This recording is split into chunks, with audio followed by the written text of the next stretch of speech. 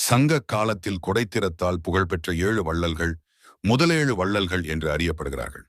இவர்கள் சகரன், காரி, நளன், துந்துமாரி, நிருதி, செம்பியன், விராடன் ஆவர். முதலேழு வள்ளல்கள். சகரன் இவர் தன்னை நாடி வந்தவர்களுக்கு இல்லை என்று சொல்லாமல் கொடுக்கும் வள்ளல் தன்மை கொண்டவர்.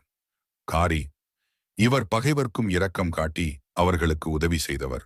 நளன் இவர் மிகுந்த செல்வம் உடையவராகவும் அதை பிறருக்கு வாரி வழங்குவதில் மகிழ்ச்சி அடைந்தவராகவும் இருந்தார்.